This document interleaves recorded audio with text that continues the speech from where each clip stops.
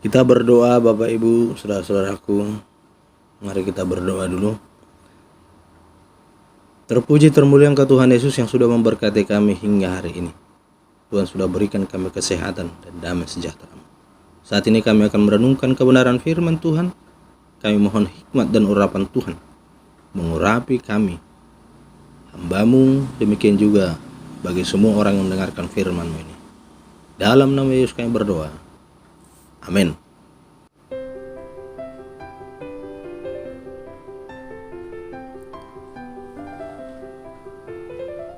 Shalom. Selamat pagi, selamat hari Minggu, saudaraku. Salam sehat untuk kita semua. Di pagi hari ini, saudara-saudara, kita akan merenungkan firman Tuhan yang tertulis di dalam surat Paulus kepada jemaat di Filipi, pasal yang pertama ayat 12 sampai ayat 26. Filipi 1 ayat 12 sampai 26. Saya akan bacakan firman Tuhan ini untuk kita semua. Kesaksian Paulus dalam penjara. Aku menghendaki saudara-saudara supaya kamu tahu bahwa apa yang terjadi atasku ini justru telah menyebabkan kemajuan Injil. Sehingga telah jelas bagi seluruh istana dan semua orang lain bahwa aku dipenjarakan karena Kristus. Dan kebanyakan saudara dalam Tuhan telah beroleh kepercayaan karena pemenjaraan untuk bertambah berani berkata-kata tentang firman Allah dengan tidak takut. Ada orang yang memberitakan Kristus karena dengki dan perselisihan, tetapi ada pula yang memberitakannya dengan maksud baik. Mereka ini memberitakan Kristus karena kasih, sebab mereka tahu bahwa aku ada di sini untuk membela Injil. Tetapi yang lain karena kepentingan sendiri dan dengan maksud yang tidak ikhlas sangkanya. Dengan demikian mereka memperberat bebanku dalam penjara. Tetapi tidak mengapa, sebab bagaimanapun juga Kristus diberitakan, baik dengan maksud palsu maupun dengan jujur. Tentang hal itu aku bersuka cita, dan aku akan tetap bersuka cita. Karena aku tahu bahwa kesudahan semuanya ini ialah keselamatanku oleh doamu dan pertolongan Roh Yesus Kristus. Sebab yang sangat kurindukan dan kuharapkan ialah bahwa aku dalam segala hal tidak akan beroleh malu, melainkan seperti sedia kala, demikian pula sekarang. Kristus dengan nyata dimuliakan di dalam tubuhku, baik oleh hidupku maupun oleh matiku. Karena bagiku hidup adalah Kristus dan mati adalah keuntungan. Tetapi jika aku harus hidup di dunia ini, itu berarti bagiku bekerja memberi buah. Jadi mana yang harus kupilih, aku tidak tahu.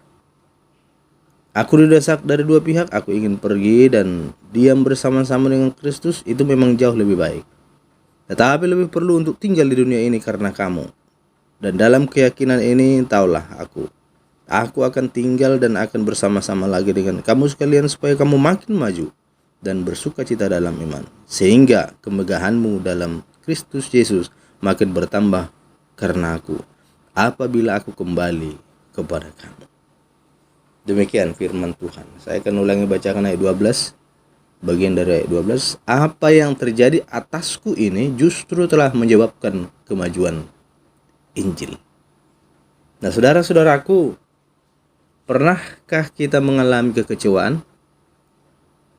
Sudah tekun bekerja, diberhentikan pula dari perusahaan. Sudah menjaga pola makan dan rajin berolahraga, diagnosa pula mengidap penyakit kronis. Sudah setia kepada pasangan, ternyata pasangan kita yang mendurhaka, dan lain-lain. Akhirnya kita kecewa. Nah, saat kekecewaan kita alami, bagaimana respon kita? Marah? Atau kita mau bersabar dan teguh hati karena meyakini ada sesuatu yang indah di baliknya? Bagaimana respon kita, saudara-saudara? Sejak berjumpa secara pribadi dengan Yesus, Paulus si penganiaya jemaat. Paulus ini si penganiaya jemaat sebelum dia bertobat. Tapi sejak berjumpa dengan pribadi Yesus, dia berubah menjadi penginjil. Bisa lihat di Kisah Rasul 9 ayat 1 sampai 9. Awalnya menggebu-gebu menganiaya orang percaya, menganiaya orang beriman, menganiaya pengikut Kristus. Sekarang dia giat memberitakan nama Yesus Kristus. Paulus berkeliling ke berbagai daerah untuk memenangkan jiwa-jiwa. Ketika upayanya terhalang saat ia dipenjara, tentu ada rasa kecewa. Namun ia mau sabar dan teguh. Ketika ia kecewa dan dia harus dipenjara, namun Paulus masih mau bersabar dan teguh. Paulus meyakini ada sesuatu yang indah di balik itu semua, di balik kekecewaannya. Nah, faktanya saudara-saudaraku, saat dirinya di penjara, bangkit keberanian di hati saudara-saudara seiman untuk berkata-kata tentang firman Allah ayat 14 tadi. Pula dalam liang tutupan, Paulus menulis beberapa surat. Nah, dari penjara ini juga Paulus mengirimkan beberapa surat kepada jemaat-jemaat, yaitu surat Filemon kepada Filemon, surat kepada Filipi, surat kepada Kolose, surat kepada Efesus. Nah, keempat surat ini mempengaruhi kehidupan banyak orang, bahkan jutaan generasi mendatang. Jadi tidak heran saudara-saudaraku, Paulus menyatakan pemenjaraannya menyebabkan kemajuan Injil. Nah, saudara-saudaraku, kekecewaan memang sangat menyakitkan. Belajar dari Paulus saat kecewa, maukah kita tetap sabar dan teguh? Ingat saudara-saudaraku, Allah turut bekerja dalam segala sesuatu untuk mendatangkan kebaikan. Kata Rasul Paulus kepada jemaat di Roma 8 ayat 28. Allah turut bekerja dalam segala sesuatu untuk mendatangkan kebaikan. Dalam kekecewaan pun Allah turut bekerja. Tuhan dapat memunculkan hal-hal indah di balik kekecewaan yang kita alami. Seperti Rasul Paulus. Di saat dia kecewa, justru banyak hal-hal indah yang dialami. Demikian pula dengan kesabaran dan keteguhan hati. Kita mempersilahkan rancangan Tuhan yang lebih istimewa terjadi dalam hidup kita. Maka tema firman Tuhan hari ini, kesabaran dan keteguhan adalah sarana untuk melihat keindahan yang Tuhan siapkan di balik kekecewaan. Kesabaran dan keteguhan adalah sarana untuk melihat keindahan yang Tuhan siapkan di balik kekecewaan.